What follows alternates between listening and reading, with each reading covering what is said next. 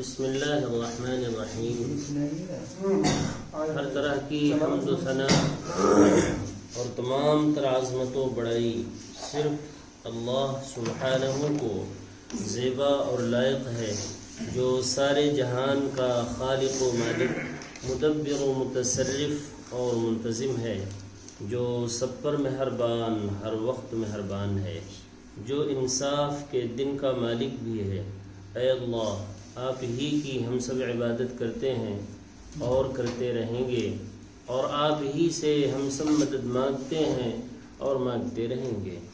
اے اللہ، ہم سب کو اپنی رضا والی جگہ جنت کا سیدھا اور سچا راستہ دکھا کر اس پر چلا دیجئے، یعنی نبیین، صدیقین، شہداء اور صالحین کے راستے پر، جن پر آپ نے اپنا فضل و انعام فرمایا، جو نہ تو یہود کی طرح عملی کوتاہی کی وجہ سے آپ کے غضب اور غصے کی زد میں آئے، اور نہ ہی نصارہ کی طرح علم کی کمی کی بنا پر راستے سے بھٹکے۔ آمین۔ اے اللہ، ہماری اس دعا کو قبول فرما لیجیے۔ درود و سلام نازل ہو تمام انبیاء اکرام پر، خصوصاً آخری نبی محمد صلی اللہ علیہ وآلہ وسلم پر، آپ کی آل اور اصحاب پر۔ اما بعد، فاعوذ باللہ من الشیطان الرجیم، بسم اللہ الرحمن الرحیم۔ قل افغیر اللہ تأمرونی اعبد ایہا الجاہلون، وَلَقَدْ أُوحِيَ إِلَيْكَ وَإِلَى الَّذِينَ مِن قَبْلِكَ لَئِنْ أَشْرَكْتَ لَيَحْبَطَنَّ عَمَلُكَ وَلَتَكُونَنَّ مِنَ الْخَاسِرِينَ بَلِ اللَّهَ فَاعْبُدْ وَكُن مِّنَ الشَّاكِرِينَ وَمَا قَدَرُوا اللَّهَ حَقَّ قَدْرِهِ وَالْأَرْضُ جَمِيعًا قَبْضَتُهُ يَوْمَ الْقِيَامَةِ وَالسَّمَاوَاتُ مَطْوِيَّاتٌ بِيَمِينِهِ سُبْحَانَهُ وَتَعَالَى عَمَّا يُشْرِكُونَ وَنُفِخَ فِي الصُّورِ فَصَعِقَ مَن فِي السَّمَاوَاتِ وَمَن فِي الْأَرْضِ إِلَّا مَن شَاءَ اللَّهُ ثُمَّ نُفِخَ فِيهِ أُخْرَى فَإِذَا هُمْ قِيَامٌ يَنظُرُونَ وَأَشْرَقَتِ الْأَرْضُ بِنُورِ رَبِّهَا وَوُضِعَ الْكِتَابُ وَجِيءَ بِالنَّبِيِّينَ وَالشُّهَدَاءِ وَقُضِيَ بَيْنَهُم بِالْحَقِّ وَهُمْ لَا يُظْلَمُونَ وَوُفِّيَتْ كُلُّ نَفْسٍ مَّا عَمِلَتْ وَهُوَ أَعْلَمُ بِمَا يَفْعَلُونَ۔ یہ سورہ زمر، سورہ نمبر 39 کی آیت نمبر 64 سے لے کر 70 تک۔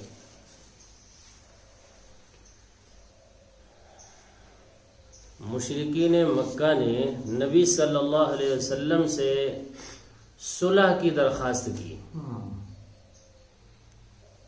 کہ دیکھیے، جب سے آپ نے نبوت کا دعویٰ کیا، آپ تو ہم میں سب سے سچے اور سب سے اچھے انسان تھے، لیکن پتہ نہیں آپ کو اچانک کیا ہو گیا، آپ نے باپ دادا کا دین کیا چھوڑ دیا، پورے مکے کے اندر فساد برپا ہو گیا، تہلکہ مچ گیا، اور گھر گھر میں لڑائیاں شروع ہو گئیں، باپ بیٹے کے خلاف باتیں کرنے لگا، باپ آپ کی طرف ہو جاتا ہے، بیٹا دوسرے اپنے آبائی دین پر رہتا ہے، اس لیے گھروں میں سکون اور تمام چیزیں سب غارت ہو چکی ہیں، چلیے ہم لوگ صلح کر لیتے ہیں۔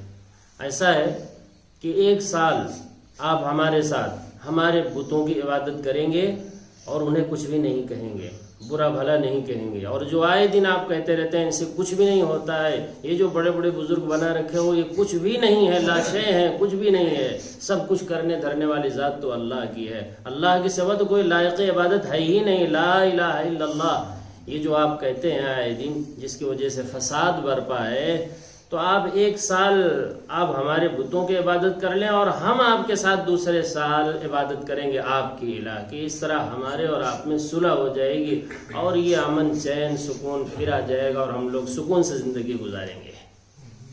اس موقع پر کئی اس طرح کی آیتیں نازل ہوئی کہ اے نبی آپ کو کہنا کیا ہے اس کے جواب میں؟ ایک تو آپ سن چکے ہیں قل یا ایھا الکافرون، اے پیغمبر آپ کہہ دیجئے اے کافرو، اتنا سخت بیان ہے چونکہ توحید میں کوئی مصالحت ہو ہی نہیں سکتی، اسی پر تو پوری بنیاد ہے، یہاں کا مصالحت ہوگی، اور اتنی سختی سے جواب دیا ہے کہ تاکہ انہیں کبھی وسوسہ بھی نہ گزرے کہ محمد ایک لمحے کے لیے بھی ان کے ساتھ ان کے بتوں کی عبادت کریں گے یا اس کی تعریف کریں گے یا ان کے سامنے سر جھکائیں گے یا ہاتھ جوڑیں گے، کچھ بھی نہیں کریں گے۔ قل اے پیغمبر آپ کہہ دیجئے علی الاعلان، صاف کہہ دیجئے اے کافرو اے منکرو، لا اعبد ما تعبدون، جن جن کی عبادت تم کرتے ہو میں اس کی عبادت کرنے والا نہیں، ولا انتم عابدون ما اعبد، اور نہیں تم اس معبود برحق کی عبادت کرنے والے ہو سکتے ہو جس کی عبادت میں کر رہا ہوں، شرک کے ساتھ وہ قبول ہی نہیں کرتا ہے، تم اگر کرو گے بھی شرک کر کے تو اس کے ہاں قابل قبول کہاں ہے، اس کے لیے تو اخلاص شرط ہے عبادت میں مخلص ہونا چاہیے، کسی غیر کو شریک نہیں کرنا چاہیے، اللہ کے سامنے جھکنے والا کبھی بھی دوسرے کے سامنے سر نہ جھکاتا ہو، تب اللہ کے ہاں وہ معتبر ہوگا، اور اگر سر جھکا دیا غیر اللہ کے سامنے تو جو کچھ بھی اس نے عبادت کی تھی سب ختم۔ اللہ کا معاملہ تو یہ ہے وَلَا أَنْتُمْ عَابِدُونَ مَا أَعْبُدُ وَلَا أَنَا عَابِدٌ مَا عَبَدْتُمْ، حاصل یہ ہے کہ نہ تو میں کبھی بھی تمہارے بتوں کے سامنے جھکنے والا ہوں، وَلَا أَنْتُمْ عَابِدُونَ مَا أَعْبُدُ، اور نہ ہی تم بتوں کے جھکنے کے ساتھ اس معبود برحق کے سامنے جھکنے والے ہو سکتے ہو، قابل قبول ہی نہیں ہے اس کے ہاں، لہذا لَكُمْ دِينُكُمْ وَلِيَ دِينِ، تمہارا دین تمہیں مبارک ہو، میرا دین توحید والا مجھے مبارک ہو۔ وہی مضمون ذرا سے اس آیت میں بھی ہے، قل اے پیغمبر آپ یہ کہہ دیجئے ان کے جواب میں افغیر اللہ تأمرونی اعبد ایھا الجاہلون، اے توحید سے جاہل لوگو جنہوں توحید کا پتہ ہی کچھ نہیں ہے، اللہ کی عظمت کا بڑائی اور کبریائی کا تمہیں کچھ پتہ ہی نہیں ہے کہ اللہ ہے کون، ایسے تمام لوگوں سے جو توحید سے واقف نہیں ہیں اللہ تعالیٰ ان کو کہتے ہیں جاہل، ایھا الجاہلون، دیکھیے آیت میں ہے نا، جو اللہ ہی کو نہ پہچانا وہ سارا کچھ جانتا ہے لیکن وہ ہے جاہل، جو دنیا میں آ کر اللہ کی توحید کو نہ جانے وہ کیا ہے بھائی قرآن کی زبان میں، وہ جاہل ہے، چاہے جتنا پڑھا لکھا دنیا کہتی ہو وہ خود بھی سمجھتا ہو اپنے آپ کو جاہل ہے۔ فرمایا کہ کہہ دیجئے کہ ایھا الجاہلون، اے جاہلو، تأمرونی تم مجھے حکم دیتے ہو، امر دیتے ہو کہ افغیر اللہ اعبدو، کہ میں عبادت کروں اللہ کے غیر کی، اللہ کے علاوہ کی عبادت کروں، اے جاہلو توحید سے، جن کو تمہیں پتہ ہی نہیں ہے توحید اور اللہ کافی ہے ہر اعتبار سے، اس کی عبادت کے ساتھ میں کسی اور کی عبادت کرنے لگوں تاکہ اس کی عبادت بھی ختم ہو جائے، یہ کیسے ہو سکتا ہے؟ تو ممکن ہی نہیں، ایک لمحے کے لیے بھی یہ بات ہو ہی نہیں سکتی، ورنہ تو کوئی دین و اسلام رہے گا ہی نہیں بھائی، ساری دین کی بنیاد کس پر کھڑی ہوتی ہے؟ توحید پر، اگر توحید ہے تو سب چیزیں قابل قبول ہیں اللہ کے، اور اگر توحید اور ایمان نہیں ہے تو کچھ بھی اللہ کے ہاں قابل قبول کچھ بھی نہیں ہوتا ہے۔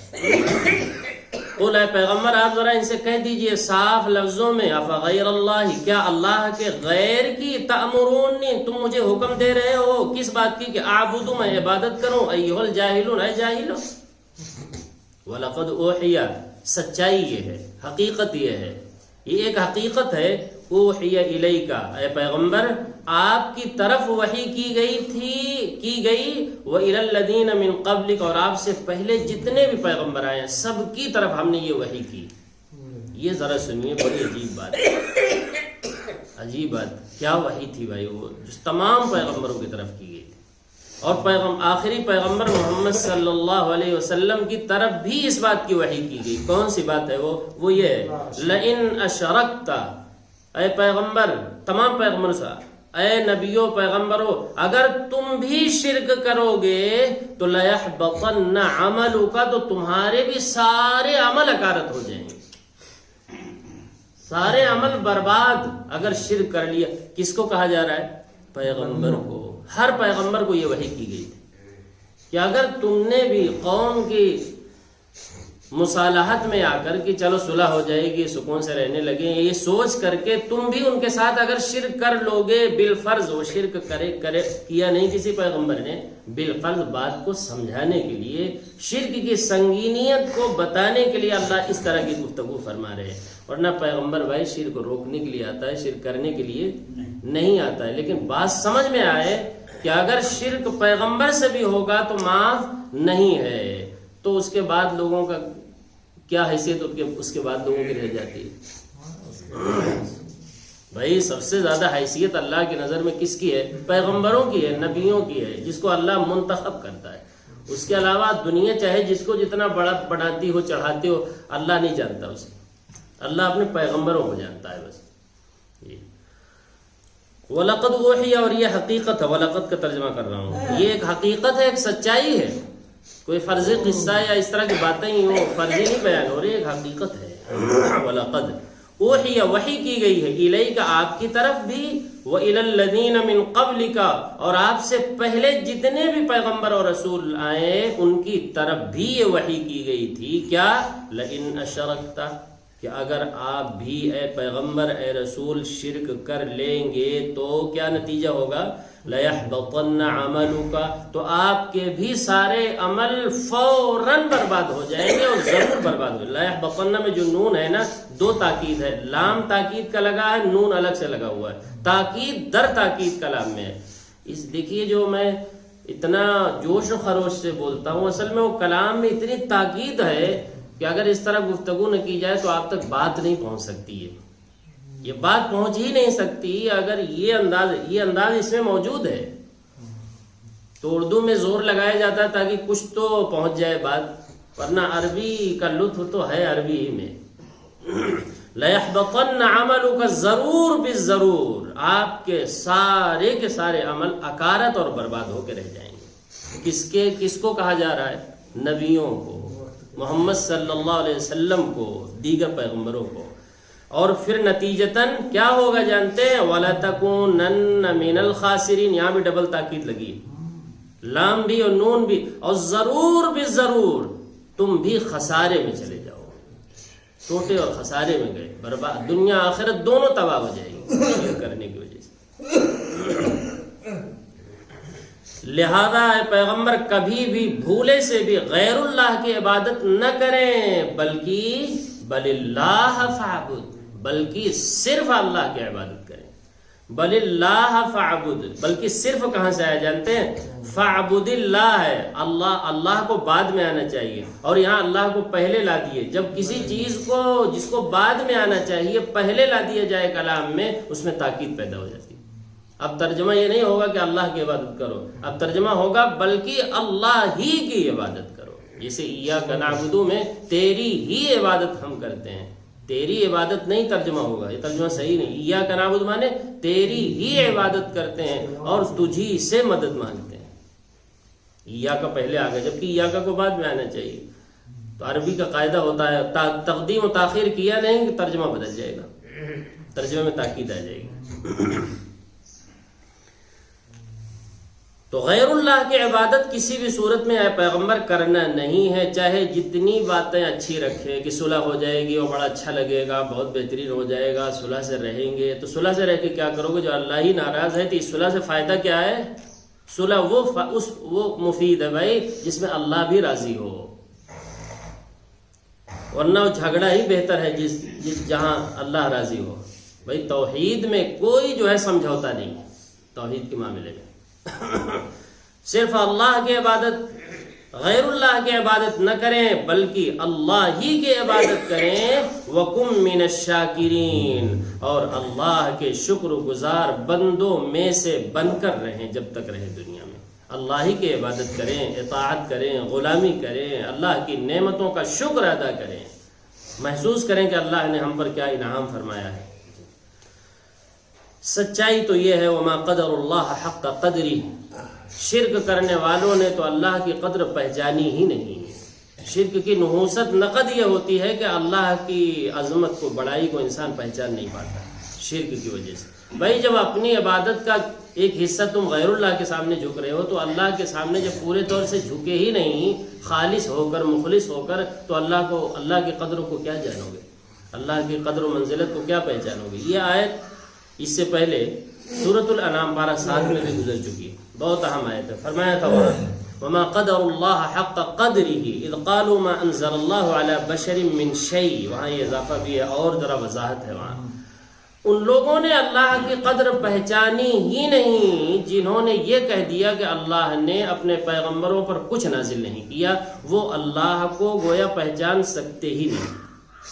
مطلب کیا ہے کہ جو اللہ کی وحی سے ناواقف ہے وہ اللہ کو صحیح معنی میں پہچان نہیں پائیں گے۔ ان کا دعویٰ بھلے ہو کہ ہم اللہ کی معرفت حاصل کر لیے ہیں، ہم اللہ کو پہچان لیے ہیں، باہر اللہ کی پہچان ہی نہیں ہے۔ پہچان تو یہی موجود ہے، اللہ کی جو صحیح پہچان ہے، اصل میں اللہ کی پہچان اللہ ہی کرا سکتا ہے، کوئی اور اللہ کسی کے بس میں نہیں ہے اللہ کی پہچان کرانا۔ ہما جہت جو تعارف ہے اللہ کا وہ خود اللہ ہی کراتا ہے، ہر جہت سے، ہر طرف سے۔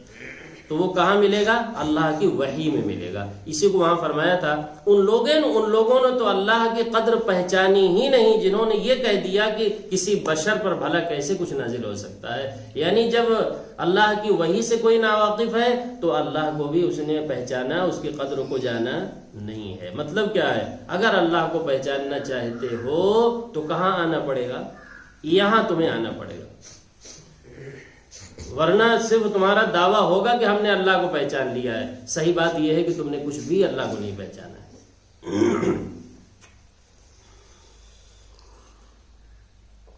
وما قدر اللہ، اللہ کی قدر جانی ہی نہیں، حق قدر ہی، جیسے اس کے قدر جاننے کا حق ہے۔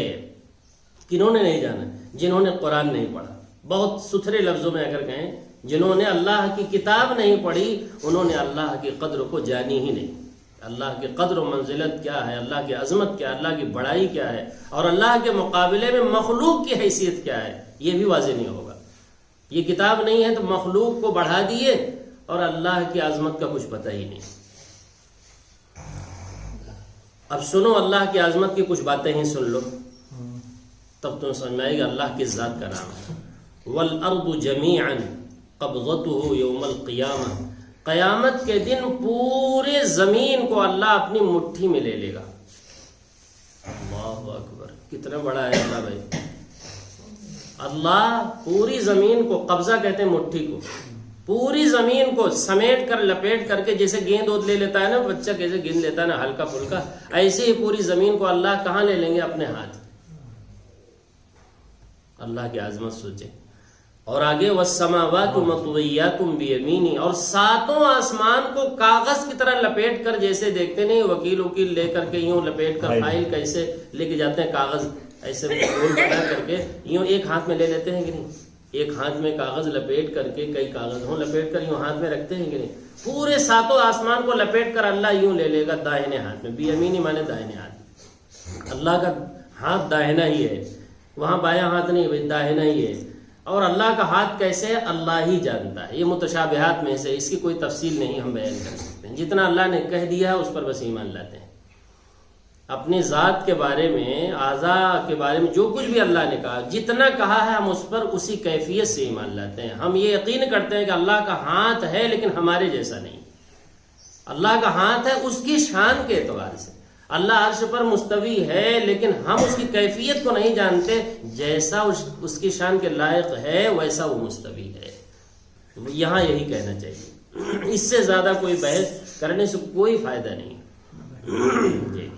والسماوات مطویات بیمینی، اور ساتوں آسمان کو مطویات مانے لپیٹ لے گا، بیمینی لپیٹ کر اپنے داہنے ہاتھ میں لے لے گا۔ اللہ اکبر، ساتوں آسمان کتنا بڑا ہے بھائی، اللہ ہی جانتا ہے اس کی بڑائی کو۔ اب اللہ کی بڑائی کو سمجھیں اور اللہ وہ اکبر کا معنی سوچیں اللہ اکبر، اللہ بہت بڑا ہے، بلکہ صحیح ترجمہ تو اللہ اکبر کا یہ ہے کہ اللہ ہی بڑا ہے، اللہ بہت بڑا ہے جی، یہ تو ہے ہی ہے، لیکن پورا صحیح ترجمہ یہ ہے اللہ ہی بڑا ہے اور کوئی بڑا ہے ہی نہیں، نہ آسمان، نہ زمین، نہ چاند، نہ سورج، نہ اس میں رہنے والی کوئی مخلوق بڑی ہے، اللہ ہی بڑا ہے، بغیر کسی نسبت کے، کوئی نسبت کسی کی قائم ہی نہیں کی جا سکتی اس کے ساتھ۔ مطویاتم بیمینی، سبحانہ، اس کی ذات پاک ہے، شرک سے پاک ہے۔ جو لوگ شرک کر رہے ہیں اور اللہ کو کمزور ثابت کر دیتے ہیں، ولد ٹھہراتے ہیں، گویا نعوذ باللہ اللہ لڑکے کا محتاج ہے، بیوی کا محتاج ہے، کھانے کا محتاج ہے، تمام حاجات اور ضرورتوں کو محتاج ہے، حالانکہ ایسا نہیں۔ سبحانہ، اللہ کی ذات کیسی ہے؟ پاک ہے، شرک سے، عیب سے، نقص سے، کمی سے، کوتاہی سے، ضرورت سے، سونے سے، اونگنے سے، کھانے پینے سے۔ وَهُوَ يُطْعِمُ وَلَا يُطْعَمُ، وہ سب کو کھلاتا ہے، خود کھانے سے پاک ہے۔ لا يضل ربی ولا ينسى، اللہ تعالیٰ بھولنے سے، بھٹکنے سے پاک ہے۔ لا تأخذه سنة ولا نوم، اللہ کو نہ اونگ آتی ہے نہ نیند آتی ہے۔ لا شریک لہ، اس کا کوئی شریک نہیں ہے۔ شریک ہونا، پارٹنر رکھنا، یہ بھی کمزوری کی دلیل ہوتی ہے۔ اللہ کا کوئی پارٹنر نہیں۔ بھائی پارٹنر کیوں رکھتے ہیں؟ چونکہ کاروبار میں اکیلے کافی پریشانی ہوگی، اس لیے بھائی ہم تم مل کر کے یہ کاروبار کرتے ہیں۔ لا شریک لہ، اللہ کا کوئی پارٹنر نہیں، کوئی شریک نہیں، اس لیے کہ وہ کمزور ہی نہیں۔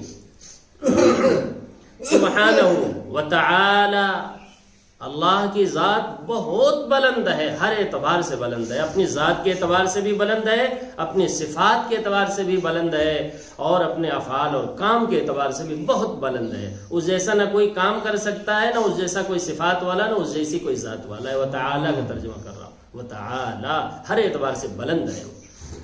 عما یشرکون، ان تمام باتوں سے پاک ہے، بلند ہے جو شرک کرنے والے کہتے رہتے ہیں، جو شرک کرنے والے تصور رکھتے ہیں، کہتے ہیں اللہ کے بارے میں، کمزوری ثابت کرتے ہیں، شرک کر کے اللہ کو کمزور ثابت کرتے ہیں۔ اللہ ان تمام چیزوں سے بالکل مبرہ ہے، منزہ ہے، پاک ہے، بلند ہے۔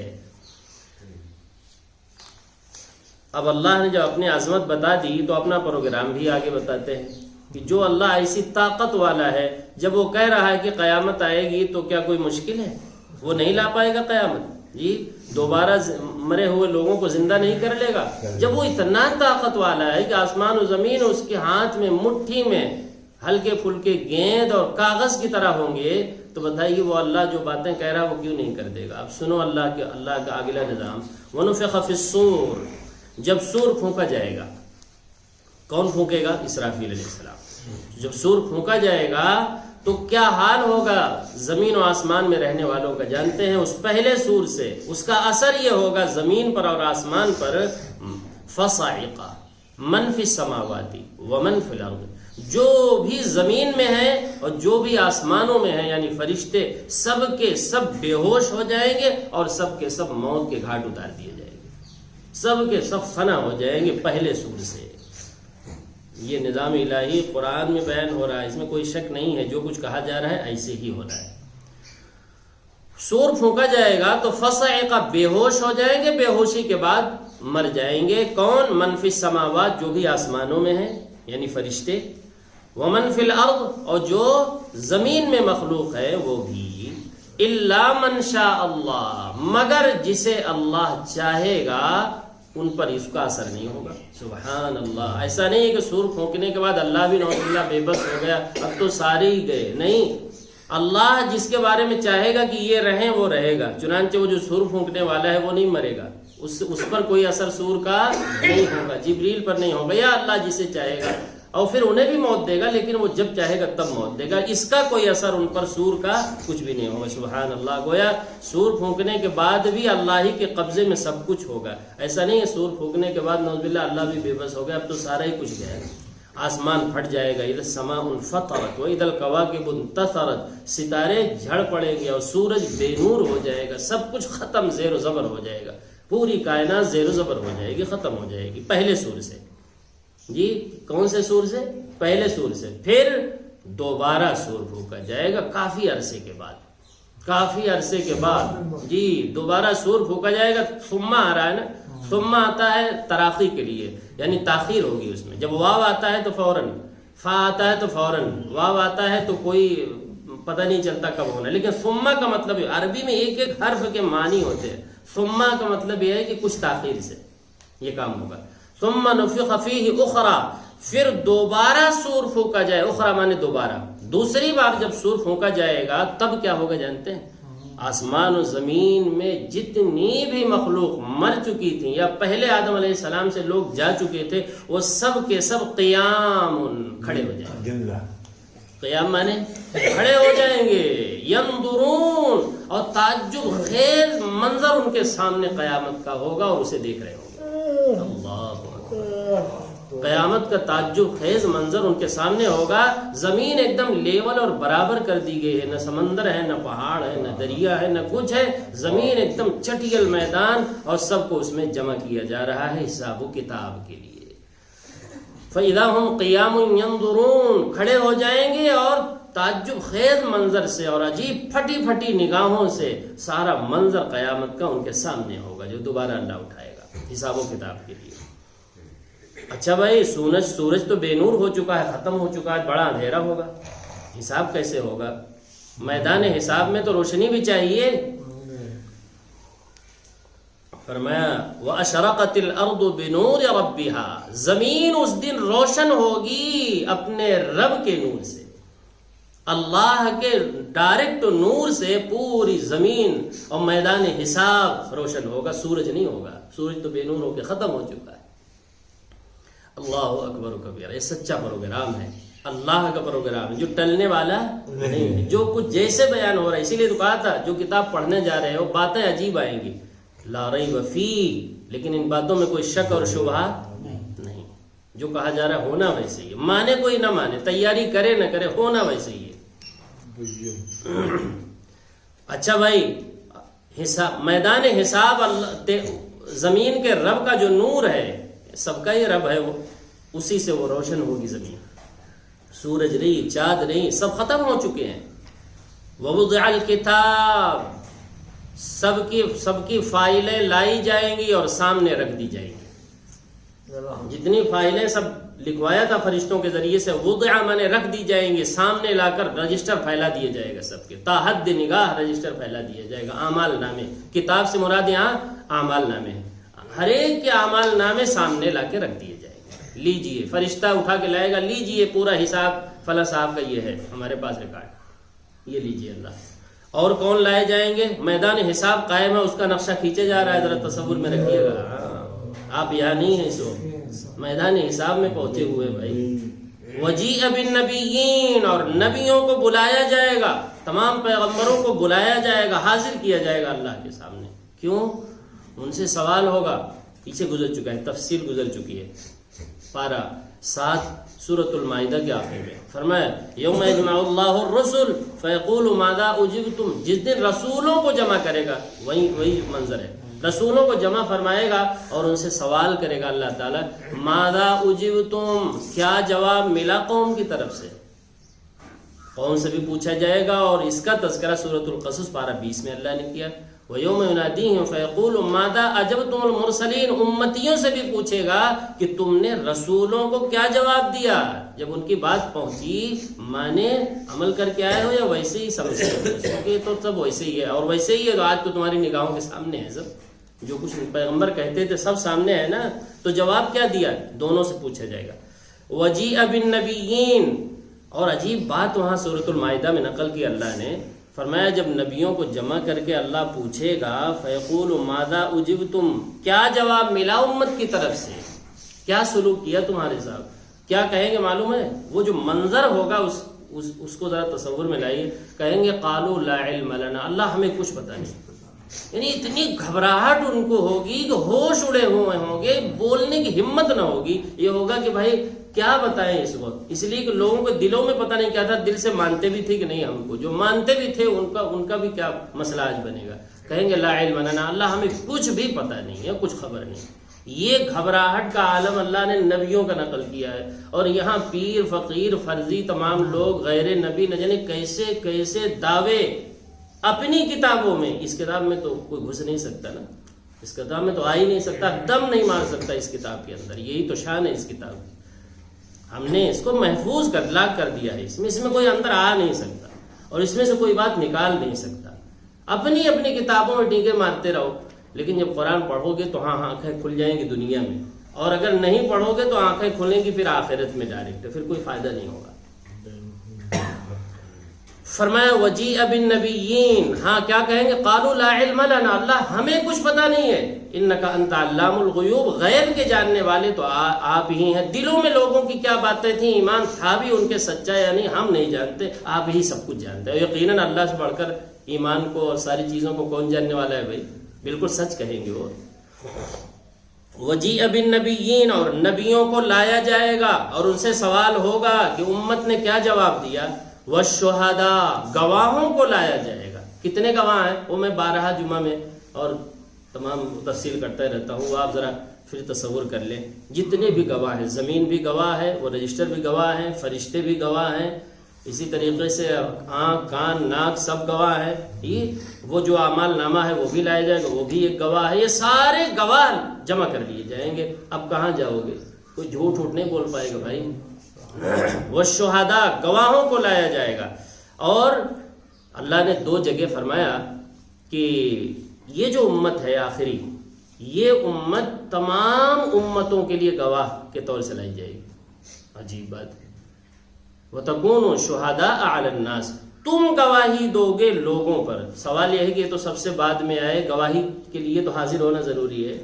ساری امتیں آ کر گزر گئیں اور گواہی کے لیے اللہ کس کو لا رہے ہیں بھائی؟ اس امت کو، کہ تم گواہی دو کہ نوح علیہ السلام نے اپنی بات پہنچائی کہ نہیں پہنچائی. تم بتاؤ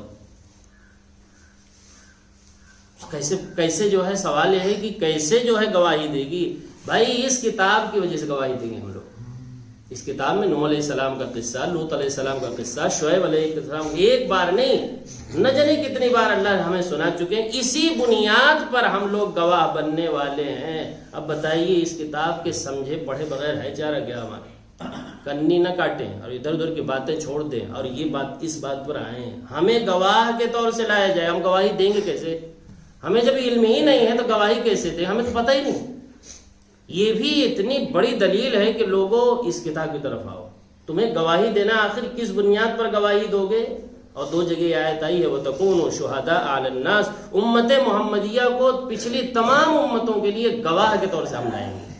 اور گواہ کس بنیاد پر دے گی وہ؟ اس کتاب کی سچائی کی وجہ سے. کہ یہ کتاب کہے گا ہم نے پڑھا تھا اور تمام نبیوں نے اپنی دعوت کو پہنچایا اور امتوں نے بات نہیں مانا، یہ بھی اس کتاب میں ہے. اس بنیاد پر ہم گواہی دے رہے ہیں. والشہداء، گواہ بھی آ گئے، گواہی بھی ہو گئی. پھر کیا ہوگا؟ وَقُضِيَ بَيْنَهُمْ بِالْحَقِّ، اور لوگوں کے درمیان حق کے ساتھ فیصلہ کر دیا جائے گا، سنا دیا جائے گا. جنت اور جہنم کا فیصلہ حق کے ساتھ، ناحق نہیں. وَهُمْ لَا يُظْلَمُونَ، اور ذرہ برابر بھی کسی پر کوئی ظلم نہیں. اگر کسی نے کوئی کام نہیں کیا ہے تو اس پر تھوپ دیا جائے، ایسا نہیں. اور اگر کسی نے کوئی کام کیا ہے اچھا، اس کا بدلہ نہ دیا جائے، یوں ہی تڑکھا دیا جائے، یہ بھی نہیں ہوگا. وَهُمْ لَا يُظْلَمُونَ، ذرا بھی ظلم زیادتی نہیں کی جائے، حق کے ساتھ فیصلہ کر دیا جائے گا. دیکھیے یہاں مختصر ہے، باقی وضاحت دوسری جگہوں میں آپ سن چکے ہیں. وَوُفِّيَتْ كُلُّ نَفْسٍ، اور بدلہ دیا جائے گا ہر نفس کو، ما عملت کا، جو کچھ بھی اس نے دنیا میں رہتے ہوئے اچھا یا برا عمل کیا ہے اس کا پورا پورا بدلہ اس دن دیا جائے گا. وَهُوَ أَعْلَمُ بِمَا يَفْعَلُونَ، لوگوں اللہ اچھی طرح جانتا ہے. یہ اللہ بتا رہا ہے ایک گواہ میں بھی ہوں اور سب سے بڑی گواہی میری ہے. اور جو گواہ ہیں وہ چھوٹے گواہ ہیں. سب سے بڑا گواہ کون ہے ہمارے اعمال پر بھائی؟ جو کچھ بھی ہم کہہ رہے ہیں کر رہے ہیں، سب سے بڑا گواہ، سب سے زیادہ جاننے والا کون ہے؟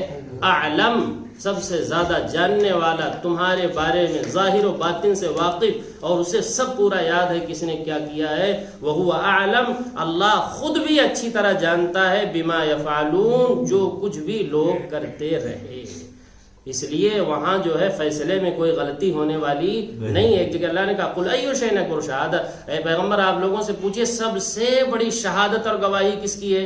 لوگوں کو پتہ نہ ہو بتا دو قل اللہ، سب سے بڑی گواہی کس کی ہے بھائی؟ اللہ کی ہے، یہ سارے گواہ ہوں گے اور اللہ اپنے کامل علم اور کامل قدرت کے اعتبار سے فیصلہ سنائے گا، اور آخر میں کیا ہوگا؟ فریق فی الجنہ وفریق فی السعیر، ایک فریق جنت میں چلا جائے گا اور دوسرا فریق جہنم میں چلا جائے گا۔ اللہم انا نسألک الجنہ ونعوذ بک من النار، اے اللہ ہم سب آپ سے جنت کا سوال کرتے ہیں اور جہنم سے پناہ مانگتے ہیں۔ اللہ تعالیٰ سے دعا ہے کہ قرآنی باتوں کو پوری توجہ کے ساتھ، عظمت کے ساتھ، محبت کے ساتھ سننے کی، سمجھنے کی اور پھر اس پر اخلاص کے ساتھ عمل کرنے کی توفیق عطا فرمائے۔ جب تک زندہ رکھے صحیح ایمان، صحیح اسلام پر زندہ رکھے، جب موت آئے تو صحیح ایمان، صحیح اسلام پر موت آئے۔ سبحانک اللہم و بحمدک اشہد ان لا الہ الا انت استغفرک و اتوب الیک۔